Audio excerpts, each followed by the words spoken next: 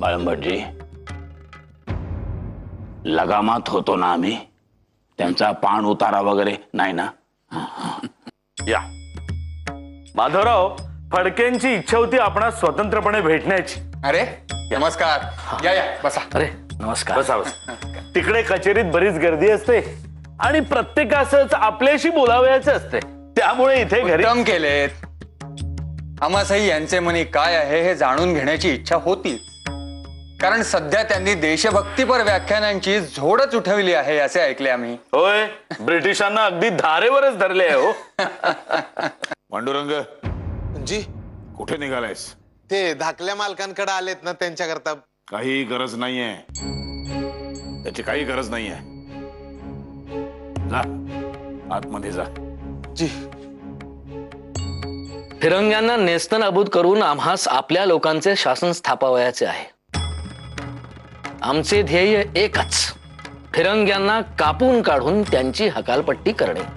फडके, मुख्य म्हणजे आपल्या माणसांत एकजूट नाही. साधन सामुग्री तुटपुंजी आणि जुनी आहे. आधुनिक युद्ध कौशल्यांशी आपली नीटशी ओळखही नाही. अशा परिस्थितीत भावनेच्या आवेगाने प्रेरित होऊन मुठभर लोकांनी सशस्त्र बंड केले तर त्याचे काय होईल हे सुज्ञ माणसात सांगावयाची गरजच नाही. 1857च्या उठावास किती निर्दयपणे चिरडण्यात आले हे आपणास ठाऊकच आहे. माणसे कमी असली तरी एकाच वेळी सर्व ठिकाणी उठाव झाल्यास आपली फत्ते नक्की होईल. ते कसे?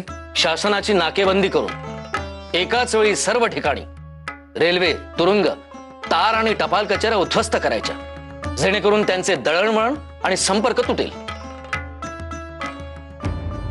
आपल्या देशप्रेमाविषयी आमच्या मनात तिळमात्र शंका नाही, परंतु फडके हे सर्व करण्यासाठी आपल्याकडे मनुष्यबळ हवे आणि आपल्या पांढरपेशा समाजाकडून तुम्हास पाठिंबा मिळणे केवळ अशक्य आहे.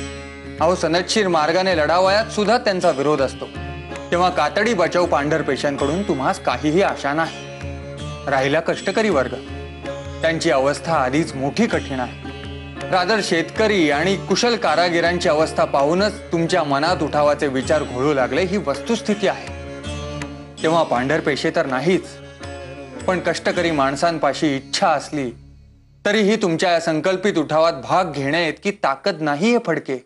ते आम्ही गृहीतच धरले आहे माधवराव, पण आमची सारी भिस्त ही मागास वर्गातील रामोशी आणि धनगर या गरम रक्तांच्या शूर माणसांवरती आहे. लुटालूट करण्यासाठी तुम्हास निष्णात रामोशी मिळतील, पण पुढचे काय? त्यांचे ठाई देशप्रेम निर्माण करून